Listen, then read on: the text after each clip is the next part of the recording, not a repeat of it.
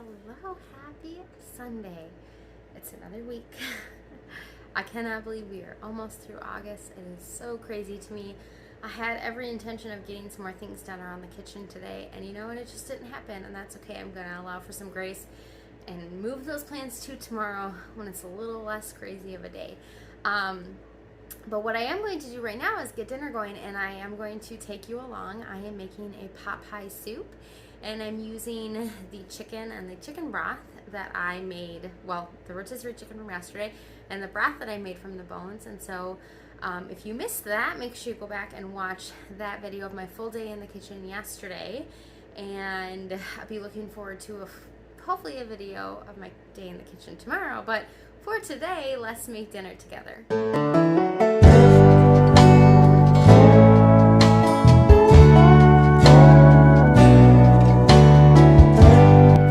Video from yesterday. I made broth using 3 chicken carcasses in my slow cooker, and you know it's good when it solidifies. That means you got all the collagen out. You want it to jiggle. Jiggly broth is good, yummy, rich, delicious broth with great nutrients that would have otherwise been thrown away. So do not throw away your chicken bones. Make broth. I am so excited to use this in our soup tonight. So I've got my cast iron. Yeah, you can have some of those. Not my cast iron, I'm sorry. Got distracted by a kiddo. I got my pot here, my Dutch oven. There we go, that's the word I'm looking for. My Dutch oven here that I am going to just start out with heating up some avocado or olive oil, whichever one I pull out, in the bottom of my pan, because this takes a little while to heat up. And then I'm just gonna get some of my veggies diced up, and I'm going to use these. They're called pot pie noodles, and we got these. They're from an Amish company, and I actually got them at a giant candy store. They have a ton of different kinds of noodles and things like that. So these look delicious. I'm really, really excited to give them a try in our soup. So I'm gonna get this prepped and start prepping my veggies.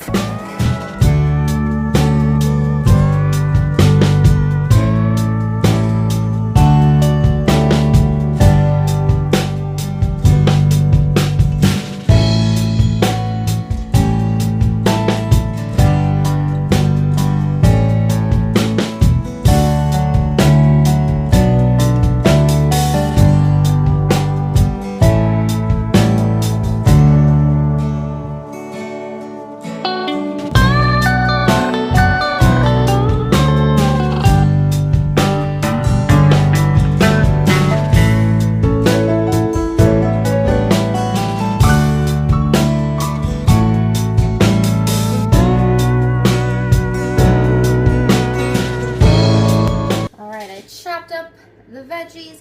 I've got in my pan here my onions going, and I'm just gonna go ahead and stir this around. I just chopped them up really finely, and what I do with the leftover of the onion is I just reuse a jar. I don't remember what this one was even for, but something, and I just write the date that I cut the onion on the top. This is an old date. I'll write the new one, and then I know when I cut it, and it's in my fridge, and I know the date that I cut it, just so I can keep track. Usually I go through them quick enough, but you know what? Sometimes they sit in there, and then I go, when did I cut this? So just getting those onions going. This has been heating up, so I'm going to go ahead and turn the heat up. So this pan, you have to slowly heat it up in the beginning. So now that it's been going for a little while, I've also got some butter that I'm going to throw in there, and then I've got my 2 carrots that I just did into bite-sized pieces.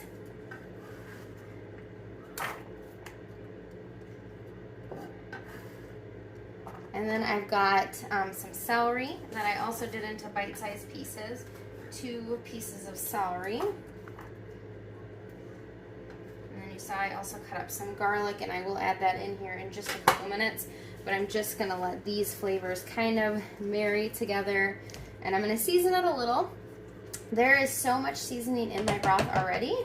In fact, if you look at the bottom, you can see a lot of the seasoning settle to the bottom as it kind of solidified. So there is a lot of seasoning already in that broth because I made it. So if you were using a store-bought broth, you could go ahead and season to your family's likings as far as sodium, salt content.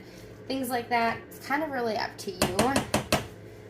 What I'm going to put in there today is just some organic pepper. And again, I already have that in the broth. And then a little bit of parsley flakes. This is not in the broth. I did use Italian seasoning in it, but... And then I've got a little bit of this onion salt. So this does have salt in it, so I'm not going to use a ton, but I just think it'll give it some good flavor. And I am making a pretty small pot of soup because my husband typically takes leftovers to work, but for the next few days he is not going to have access to a microwave at the jobs he's on, so cold lunch for him. So he wouldn't be able to bring leftovers, and so I'm just going to make a small pot. Typically the kids and I oftentimes just eat a late breakfast, so we don't often eat lunch, or if we do, it's just snacky lunch like salami and cheese and crackers or smoothies, something like that. So I don't have a ton of leftovers for us. It's usually my husband. Okay, those are going nicely. And I'm going to go ahead and chop up some of the chicken. So this is about 2 cups. Because I'm doing a small pot, I don't think I'm going to use all of this because I really don't want leftovers of this. So I think I'm only going to use like half of this, so about a cup of cooked chicken. This is the rotisserie chicken that we got yesterday. So I am just going to, while that stuff is going, chop up some of the chicken into bite-sized pieces because when I pulled it yesterday, I didn't make it real small. So now I'll have a little bit of chicken left over that I can use in something else. And I realize you guys can't see me fully. To be able to get the pan in there, I kind of have to have it at a weird angle. My kitchen's not great for making videos, but you know what? I make do. So lots of grace, right? That's what we all need, is grace. Lots and lots of grace and flexibility. Okay. I'm just chopping up this chicken here just so it's bite-sized pieces since it's going to be in the soup. I typically leave the chicken a little bigger when I'm pulling it because I don't know what I'm always going to use it for. So it's easier to chop it down if I need to, but leaving it whole and larger gives me a little more flexibility when I want to use it. So these are starting to saute up nicely. You can smell all those delicious flavors coming together.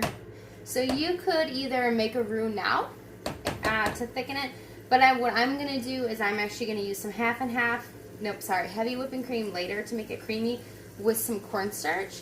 So you could choose right now to add some flour and cook it down and then slowly add your broth in, but I'm not going to do that today. I'm going to do it with the cornstarch. So I've got my broth here, which honestly I'm not even sure. I think I'm going to need to get a spoon. Well, I wonder if this will fit in there. It is so gelled up, which is great. Let's see. Yeah, you can just, yep, see? There we go. That's good. That's what you want. It's always a bummer when my broth doesn't gel up, which that happens sometimes. But I had a lot of bones and not a lot of extra water added in, so we are getting a lot of good bone broth, which means this is really concentrated. So if I needed to, at the end, I could add in some water and it would not water it down because there is just so much flavor in this little jar. I would say this is about 2 cups of broth in there, so I'm just gonna mix it all in. My husband always says it looks like meat jello, which it does, which is essentially what collagen is, but we wouldn't, although he would probably eat it like that. He actually had some of the broth last night after I made it, just in a cup, because it was just that good. All right, so that is melting down nicely, and you can see the color is just this beautiful amber color.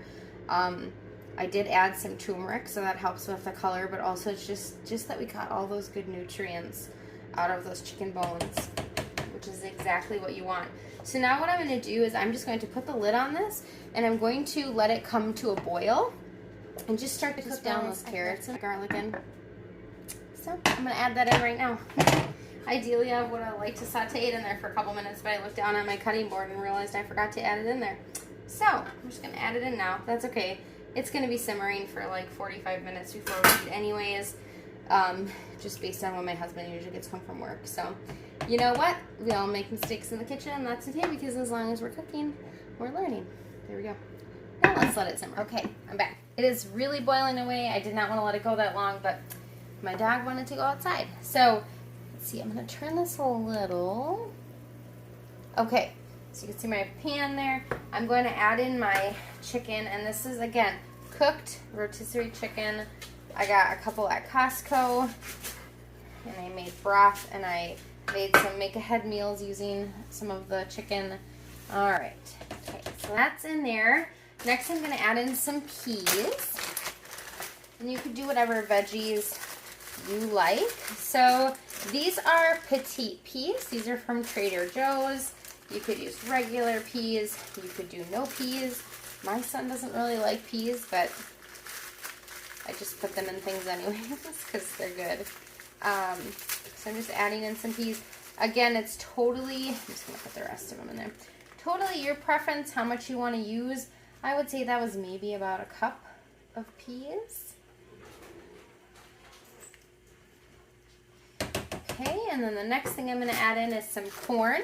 So I buy big bags of corn, or boxes, I guess, of corn from Azure Standard, 5-pound boxes, and then I just transfer them into bags and store them in the freezer, and it's great for having corn on hand.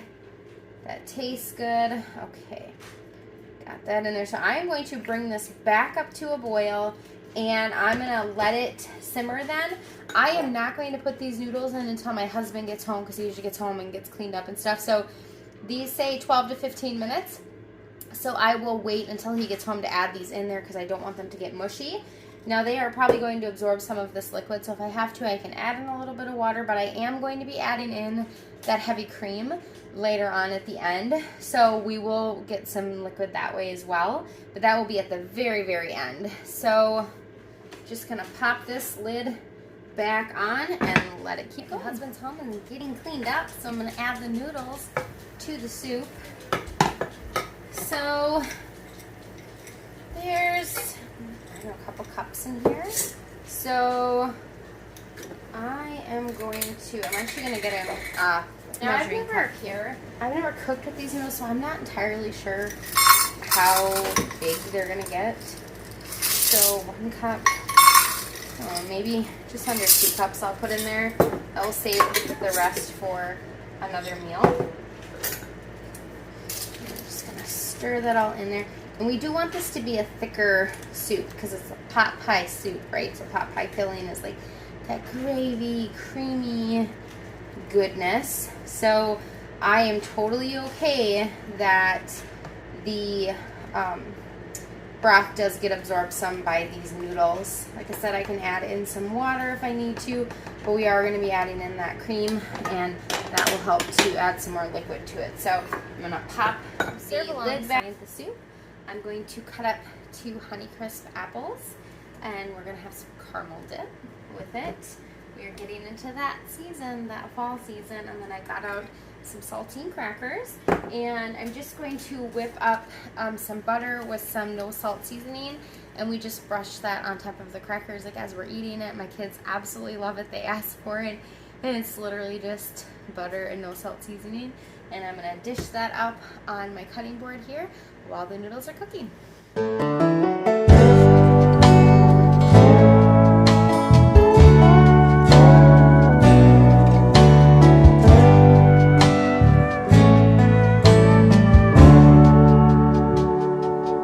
did end up adding in some water because I felt like it was getting to be a little bit too absorbed and things were starting to stick to the bottom. So I did add in some water, but as you can see, I mean, it's still very rich in color, so that little bit of water I added didn't really affect the flavor. Now the last thing I'm going to do is just add in that cornstarch and heavy cream slurry that I made. And I just did a cup of heavy cream and a tablespoon of cornstarch. And I'm just gonna mix that in there. I'll make it really creamy, and then I'm gonna let it just thicken up just a little bit before we serve it, and then it will be ready.